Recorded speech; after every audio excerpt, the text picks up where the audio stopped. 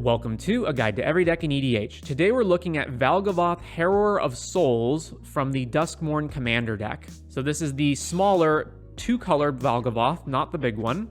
It is a 4-mana Rakdos commander, a 4/4 flyer with ward pay 2 life. Whenever an opponent loses life for the first time during each of their turns, put a +1 counter on Valgavoth, Harrower of Souls, and draw a card. So it's kind of similar to Ob Nixilis Captive Kingpin, but there are some notable differences. So it will trigger on the opponent losing any amount of life, not just exactly one. Valgavoth itself also gets bigger, and because it has flying, is a better beater. However, it only triggers for the first time each turn, and specifically only during their turn and not on your turn or on another player's turn. So it is more restrictive in that regard. But with that said, we're going to have lots of pinging and draining effects in order to get the draw trigger off of Valgavoth. So to start us off, Cataract Parasite is a 1-mana 1/1. Whenever an opponent draws a card, if you control a red permanent, you may have Cataract Parasite deal 1 damage to that player. So at the very least, 1 damage during their draw step, and that will trigger the Valgavoth. Magebane Lizard, whenever a player casts a non-creature spell, it deals damage to that player equal to the number of non-creature spells they've cast this turn, and this also incidentally may hinder storm effects, so if someone is trying to storm off with like Brain Freeze or something, this can potentially kill them. Mogus, God of Slaughter, another card that forces the opponent to choose between taking damage or edicting, and either way, we're cool with that, regardless of whichever mode they choose. Orcish Bowmasters, of course, which gets even better with Valgavoth being able to draw off of it. Similarly, Razorkin Needlehead for the same effect. Then we've got cards like Roiling Vortex and Sulfuric Vortex, which are going to damage everybody, including us, but this is going to be more beneficial in terms of hitting the opponents. Sheoldred for the same reason. We have Soot Imp. Whenever a player casts a non-black spell, that player loses 1 life. And Underworld Dreams, whenever an opponent draws, deal 1 damage to them. We have a little bit of card draw in things like Citadel, Necropotence, and the One Ring, but we don't actually need too much of that because our commander is a card draw effect in the command zone. Then we have a whole bunch of combos. If you're not really a fan of combos, again, you can just cut all of this, but the main things here are we do have Blood Artist to hit opponents. We have the Blood Chief Ascension Mind Crank combo. And one of the benefits here is that Blood Chief Ascension also just works well with all of the pinging effects and draining effects that we have already. We have Aetherflux Reservoir, which is a combo with Bolas's Citadel and Sensei's Divining Top, allowing us to infinitely cast spells, gain life, and then eventually just Reservoir kill all of our opponents. We've got the Dual Caster Mage Molten Duplication combo. We also similarly can have certain effects with Saw in Half, doing the same thing there. Grey Merchant has a big draining effect. Grey Merchant also works well with Bolas's Citadel as a way to recoup life in case we don't hit Reservoir, but we can hit Grey Merchant.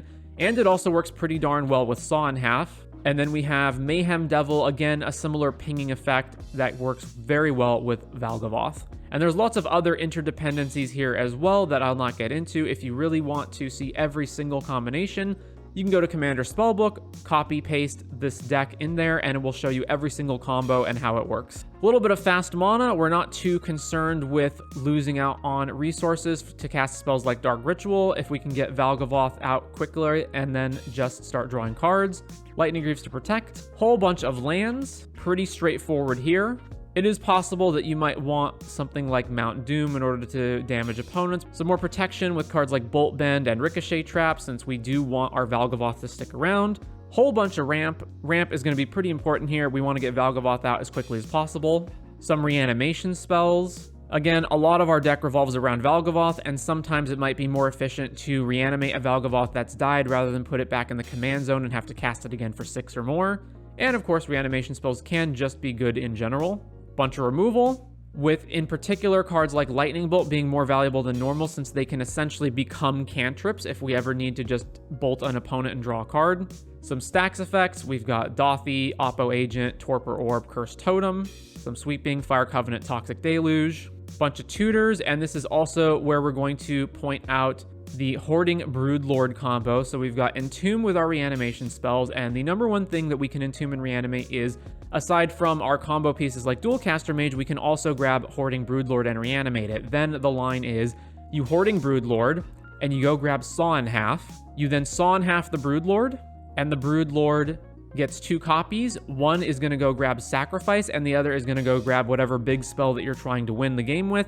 So you can sacrifice the Hoarding Broodlord for 8 mana and then win the game. Now, this is typically used to go grab Peer into the Abyss, but you can also just grab whatever combo pieces you want. So let's say you just have plenty of mana and you don't need Sacrifice, you can use the Hoarding Broodlord Saw in Half to just go grab the 2 combo pieces that you need, like Dualcaster Mage Molten Duplication, for example, and win that way.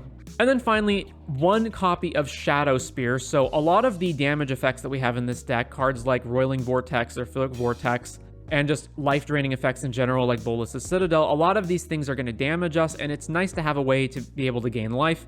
And while we do have Grey Merchant and Aetherflux Reservoir already, these might not be entirely reliable on their own, and they are kind of expensive.